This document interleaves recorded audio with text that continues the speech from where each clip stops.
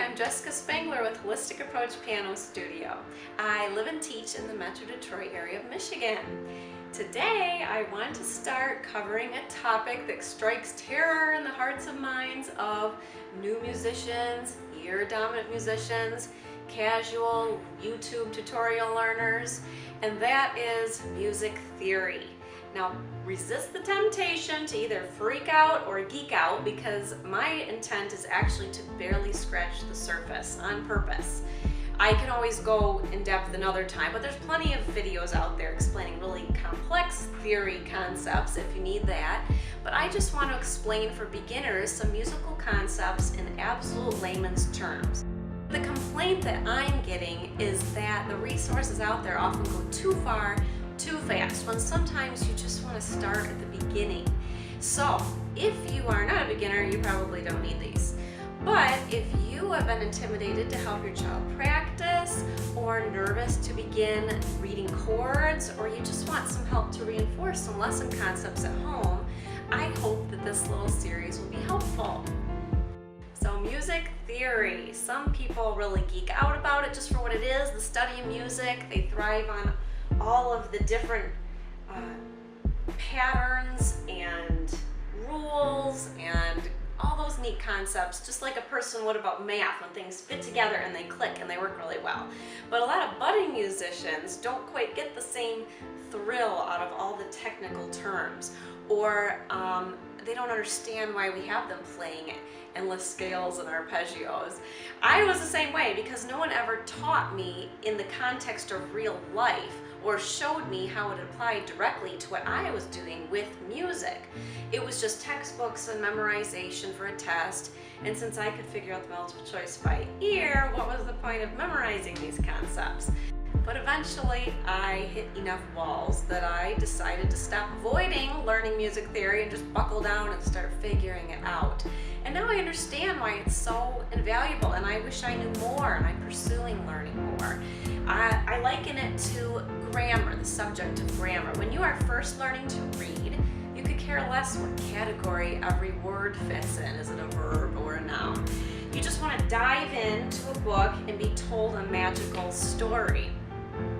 But then you get to college and you have to write your own stories, and your teacher says, but the first half of your paper is in first person and the second half is in third person. Or you started the sentence in past tense and then you ended it in present tense, and you're like, what?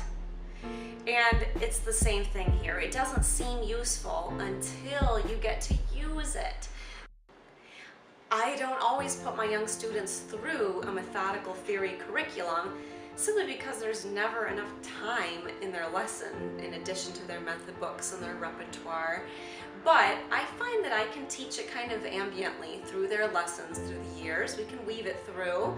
And so I thought it would be a helpful resource to beginners and their parents to have this resource on here to reference when they want sort of a drive-through lesson on a theory concept. What I plan on doing is taking a simple nursery song or two, breaking it down, and I want to show you what's really going on in the song that you may have never thought of before. I want to take you through the melody, the harmony, the key, the rhythm, help you see the ingredients that make up a song you recognize, and then we're going to try putting it back together and getting creative with it. And once you peel away the layers of a song you know, I think it's going to make it that much easier to learn other music.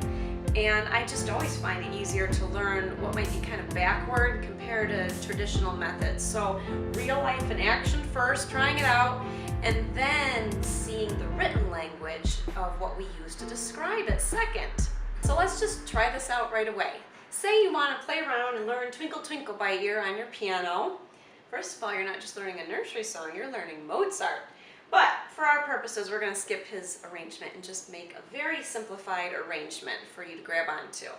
So let's do it like this.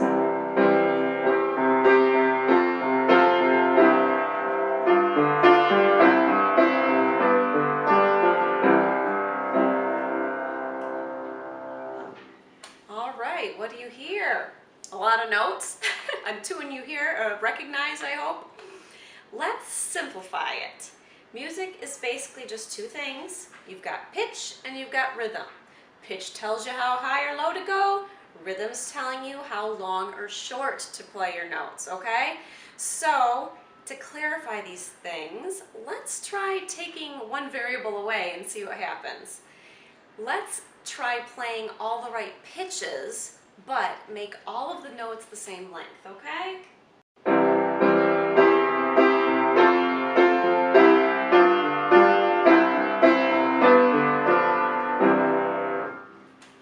So, it's not really the best example because it's not a whole lot different, but you can hear some things a little off. We kind of cut a phrase short. We cut a note short that we would normally hold on to. And that technically makes it a different melody, and in other songs it'd be very noticeable. Try humming to yourself a couple songs and don't hold anything, and you'll see how rhythm is important to making a melody. Now let's try doing it the other way. Let's play the right rhythm, but everything the same pitch, all right?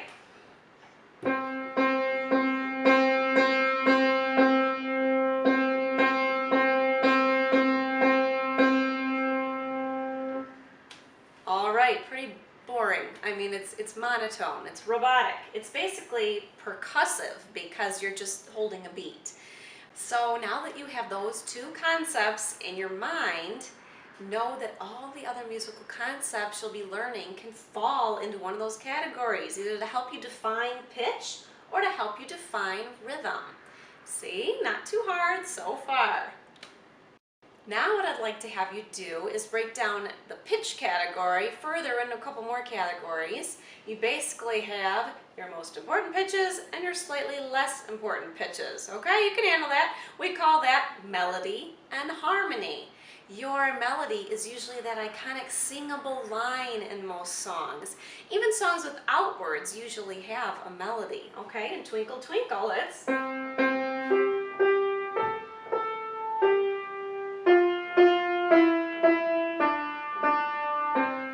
So that's Twinkle Twinkle.